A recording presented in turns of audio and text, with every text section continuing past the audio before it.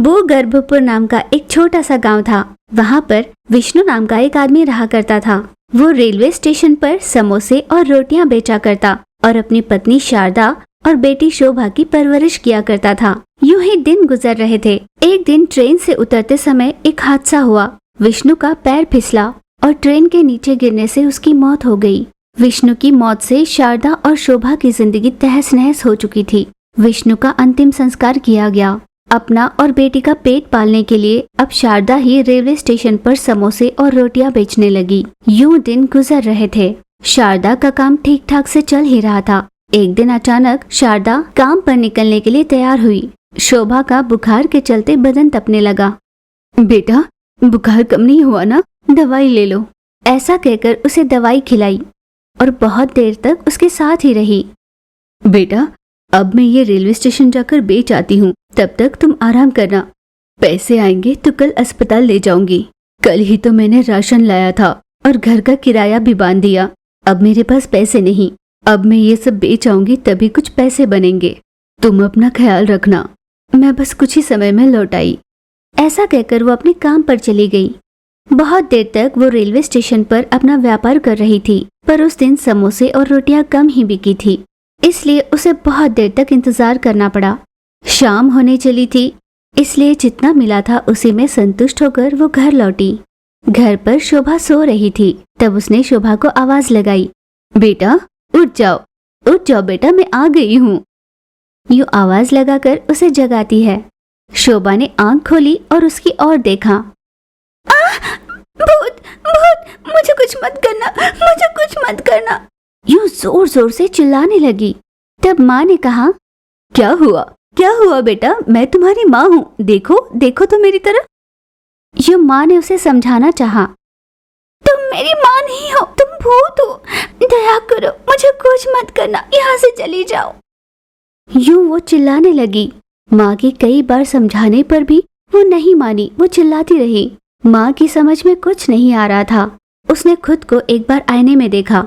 वो सच में एक चुड़ैल बन चुकी थी। आईने में विकराल चेहरा देखकर वो खुद से ही घबरा गई। ये क्या हुआ है मुझे? हे भगवान, ये क्या हो गया मुझे? मैं ऐसे क्यों हो गई? यूं रोते हुए वो बहुत दुखी हुई। उसने खुद को संभाला और वो सोचने लगी कि उसके साथ ऐसा क्या हुआ होगा। ये जानने के लिए वो दौड़कर रेलवे स्टेशन पहुंची। उसने पाया कि रेलवे स्टेशन पर उसका शव पड़ा हुआ था। इसका मतलब मैं मर चुकी हूँ। आखिर हुआ क्या था मेरे साथ? मैं तो अपनी बेटी के बारे में सोच रही थी। क्या हुआ था मेरे साथ? उस बात को समझने के लिए वो कुछ घंटे पहले की बात याद करने लगी। मैंने सोचा था अगर पैसे बन जाएंगे तो मेरी बेटी को अस्पताल ले जाऊंगी, पर आज व्यापार हो ही नहीं रहा। ना जाने मेरी बेटी अकेली घर पर क्या कर रही होगी। इस तरह बेटी के बारे में सोचते हुए वो खो गई और उसे लगा जैसे ट्रेन रुक गई है और चलती ट्रेन से ही वो नीचे उतर गई, जिस वजह से उसकी मौत हो गई। पर अपनी बेटी के प्यार के चलते वो चुड़ैल बनकर वापस आई। वहाँ खड़ी खड़ी उसने ये सारी बातें याद की और वो जोर जोर से रोने लगी। हे भगवान, मैं क्या करूं? मेरी समझ में नहीं आता। वो वापस अपने बेटी के पास गई। फिर से उस चुड़ैल को घर पर पाकर शोभा ने घबरा कर पूछा, तुम फिर से क्यों आई? रोते रोते पूछने लगी। बेटा, मैं सच में तुम्हारी माँ हूँ। यूं रो रोकर अपनी बेटी से विनती करने लगी, लेकिन अपनी बेटी को बहुत घबराते हुए देखकर चुड़ैल माँ ने कहा, ठीक है, मैं सच कह रही हूँ या झूठ तुम्हें अभी पता चलेगा। रेलवे स्टेशन जाओ, वहाँ पर मेरा शव पड़ा हुआ है, फिर तय कर लेना कि मैं तुम्हारी माँ हूँ या नहीं। यूं वो हताश होकर कहने लगी, उस चुड़ैल की बातों को झूठा साबित करना। मेरी माँ को कुछ नहीं होना चाहिए, उसे जिंदा रखना भगवान। यूं रोते हुए वो रेलवे स्टेशन की ओर बढ़ी। चुड़ैल माँ भी उसे बिना बताए उसके पीछे पीछे चल रही थी। शोभा ने रेलवे स्टेशन पहुंचकर देखा, वहां पर सच में उसकी माँ की लाश पड़ी हुई थी। माँ, मुझे बहुत घबराहट सी हो रही है। माँ, उठ जाओ ना माँ। जब वो यूं रो रही थी तब चुड़ैल माँ ने उससे कहा, बेटा, मैं यही हूँ। मैं सच में तुम्हारी माँ हूँ। मैं तुम्हारे लिए वापस आई हूँ। मुझे देखकर मत घबराओ। शोभा जान गई और अपनी माँ के गले लगकर रोने लगी। माँ, मुझे माफ कर दो माँ, तुम मेरे लिए वापस आई हो ना? माँ, मुझे बहुत बुरा लग रहा है माँ। भगवान, माँ। दोनों एक दूसरे को पकड़कर रोने लगे। अब चुड़ैल माँ अपनी बेटी की देखभाल करते हुए वहीं रहने लगी। अपनी बेटी की परवरिश के लिए उसको फिर से व्यापार शुरू करना चाहिए, ऐसा उसने सोचा। अब इसी रूप के साथ कुछ न कुछ कर उसे व्यापार फिर से शुरू करना था। फिर वो अपनी बेटी को गोदी में उठाकर अपना चेहरा पल्लू से ढककर लोगों से अपना चेहरा छुपाकर कि किसी को ये न पता चले कि वो एक चुड़ैल है। गर्मा गर्म समोसे, गर्मा गर्म रोटियां, गर्मा गर्म समोसे लीजिए बहन जी। यूं पैसे कमाकर वो अपनी बेटी की जरूरतों को पूरा करने लगी। समझ में नहीं आता क्या करूं। अब तक तो जैसे तैसे मैंने अपना चेहरा छुपाकर काम कर लिया। किसी दिन अगर किसी को पता चला कि मैं एक चुड़ैल हूँ तो ना जाने क्या होगा। ये सोचकर वो घबराने लगी। यूं ही दिन बीत रहे थे। जैसे उसने सोचा था, एक दिन बहुत तेज हवा चली और उसका पल्लू सर से हट गया।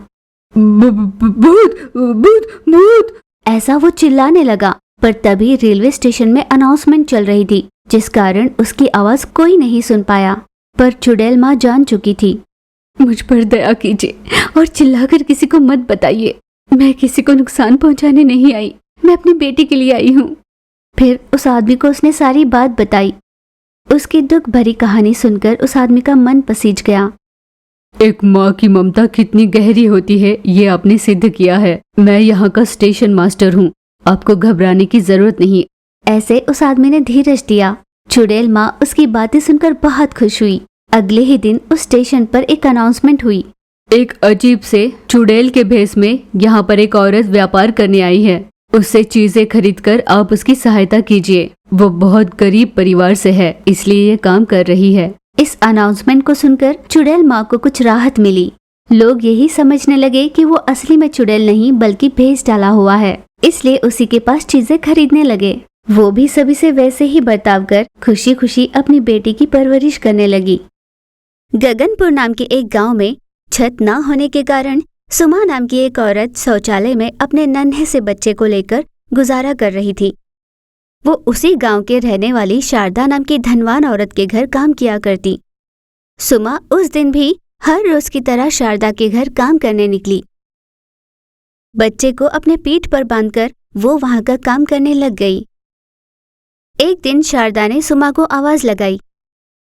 सुमा, तुम कई समय से हमारे यहाँ काम कर रही हो। मैं हर बार तुमसे पूछना चाहती हूँ पर भूल जाती हूँ कि तुम्हारे पति है कहाँ? तुम्हारे पति रहते कहाँ हैं? मैंने उन्हें कभी देखा नहीं। और तुम्हारा घर कहाँ है? कभी बातों बातों में भी तुमने बताया नहीं। ऐसे शारदा ने पूछा। सुमा इस बात से घबराने लगी कि अगर उसे पता चला कि शौचालय में वो रहती है तो क्या होगा। तब सुमा ने कहा, वो मेरे पति कर्ज के भार को सह नहीं पाए और 2 साल पहले उन्होंने आत्महत्या की। मेरे पति के मरने के बाद कर्जदारों ने मुझ पे इतनी दया नहीं की कि मैं गर्भवती हूँ। मेरी थोड़ी सी जमीन और मेरा घर मुझसे छीन लिया, मुझे घर से बाहर कर दिया। मेरे पास और कोई चारा नहीं था। मैंने सोचा शहर में कोई न कोई काम मिल जाएगा। आपका बड़ा दिल था जो आपने मुझे काम पे रख लिया। अरे रे, तुम्हारे साथ जो अन्याय हुआ उसे सोचकर भी मुझे बहुत दुख हो रहा है। तुम इतने छोटे से बच्चे को साथ में लिए इतनी मुश्किलों का सामना कर रही हो। मैं तुम्हारा दर्द समझ सकती हूँ। और हाँ, तुमने ये बताया ही नहीं कि तुम कहाँ रहती हो। इतने बड़े शहर में तुम रहती कहाँ हो? वो मैं इतने बड़े शहर में क्या मेरे रहने के लिए जगह नहीं होगी? हाँ, मैं रहती हूँ ना। छोटा हो या बड़ा, कम किराए वाला साफ सुथरा घर हो काफी है। वैसे भी तुम रहती अकेली हो और बच्चे की बात की जाए वो तो तुम्हारे साथ ही रहता है। हाँ शारदा जी, आप सही कह रही है। ऐसा कहकर कुछ उदास सी वहां से चली गई। उसकी उदासी देखकर शारदा ने खुद से कहा, ये क्या बात हुई? हर रोज इतनी शांति से अपना काम अच्छे से निपटा कर जाने वाली सुमा आज मेरे घर के बारे में पूछते ही ये उदास होकर क्यों चली गई? हो सकता है मरे हुए उसके पति को याद कर रही होगी। ऐसे शारदा सोचने लगी। रसोई घर में पहुंची सुमा ने कहा, हे भगवान, कहीं मालकिन को ये पता तो नहीं चला होगा कि मैं शौचालय में रहती हूँ। अगर पता चला तो लगता है वो मुझे काम के लिए नहीं आने देंगी। वैसे भी उन्हें साफ सफाई रखना बहुत पसंद है। ऐसा वो सोचने लगी। फिर घर लौटते समय शारदा से बात करने गई। सुमा को देखकर शारदा ने कहा, सुमा, अपने घर से थोड़ी ही दूर में चिकन शॉप है, वहाँ पर जाना और मालिक का नाम बताकर अपने लिए चिकन ले जाना। तुम बच्चे को दूध देती हो, तुम्हें सेहतमंद होना होगा। ऐसे शारदा ने कहा। सुमा ने खुशी खुशी चिकन खरीदा और उसी शौचालय में उसे पकाने लगी। खाना बनाने के बाद वो खाने के लिए बैठी। हे भगवान, ये कैसी मुसीबत है। बड़ी मुश्किल से किसी ने मुझ पे दया कर सब्जी दी। उसे खाना चाहती हूँ तो इस शौचालय की गंदी बदबू की वजह से खा भी नहीं पाती। बाहर जाकर खाना चाहूँ तो लोगों को पता चलेगा कि मैं यहाँ रहती हूँ, फिर ये जगह भी छूट जाएगी। ये सोचते हुए और कुछ न कर पाई, वहीं बैठकर खाने लगी। यूं ही दिन बीते। एक दिन बच्चे को बहुत बुखार आया। हे भगवान, पहले से ही क्या दुख कम थे जो एक और आन पड़ी। अब तक के दुख को ही नहीं संभाल पा रही थी, अब इसे कैसे संभालूं। हे भगवान, बच्चे का बुखार बढ़ रहा है, क्या करूं भगवान। ऐसा सोचने लगी। कुछ समय बाद, मेरे बच्चे को कुछ नहीं होगा, उसके अंदर मेरा खून दौड़ रहा है। जिसने बचपन से इतने दुख झेले हो, एक बुखार उसका क्या बिगाड़ लेगा। जो भी हो, काम पर जाने के बाद काम खत्म कर मालकिन से थोड़े बहुत पैसे मांग लूंगी और मेरे बच्चे को अस्पताल में दाखिल करूंगी। ऐसा सोचकर उस दिन भी काम पर निकली। अपने पीठ पर बच्चे को बांधकर वो रोज का काम करने लगी। तभी वो बच्चा रो रहा था। हे भगवान, मेरा बच्चा सुबह से बुखार के कारण रोए जा रहा है। कैसी नरक अनुभव कर रहा है वो। बच्चे के रोने की आवाज सुनकर शारदा वहां पर आई। क्या हुआ सुमा, बच्चा इतना रो क्यों रहा है, हुआ क्या है। बच्चे को कल रात से बहुत बुखार है। मैंने सोचा आज का काम खत्म कर अब से कुछ पैसे ले लूंगी और अस्पताल जाऊंगी। इतने में आप ही यहाँ आ गई। बच्चा बुखार में हिचकी लेकर रो रहा है, तुम्हें काम की पड़ी है। रुको, मैं अभी सेठ जी से पैसे लाकर देती हूँ, तुरंत तुम उसे अस्पताल ले जाओ। ऐसा कहकर शारदा अपने पति के पास पैसे लेने गई। तब उसके पति जगन ने कहा, क्या पैसे पेड़ पर उगते हैं जो किसी को भी दे दूं? कल मुझे पता चला कि तुमने चिकन दिलवाया है, कल ही पूछने वाला था। पहली गलती थी इसलिए छोड़ दिया, अब मैं पैसे नहीं देने वाला। वो बहुत दुखी है, समझिए जैसे उसके देने वाले पैसे ही हम थोड़ा पहले दे रहे हैं। इस बार उसे पैसे दे दीजिए, इतना काफी है। दिन भर घर पर रहने वाली तुम क्या जानो कितनी मेहनत से पैसे मिलते हैं। ऐसे जगन ने कहा। ये सारी बातें सुमा सुन रही थी। इतने में बच्चे ने रोना रोक दिया। भला है भगवान का, बच्चे ने रोना रोक दिया।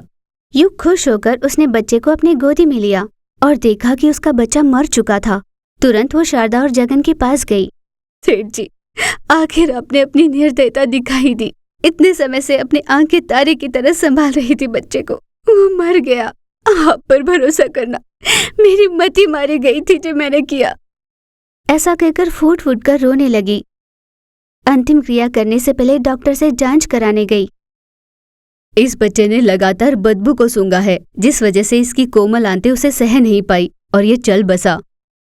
डॉक्टर से ये बात जानने के बाद सुमा ने अपनी ही गलती की वजह से अपने नन्हे को खो दिया, ये जानकर फूट फूट कर रोया। हे भगवान, मेरे बच्चे की जान मेरी वजह से गई। ऐसे बदबूदार जगह उसे रखकर मैंने ही उसे मौत के मुंह डाल दिया। यूं रोते रोते वो भी चल बसी। जब जगन ने इस बात को जाना कि सुमा भी चल बसी है, उसे बहुत बुरा लगा।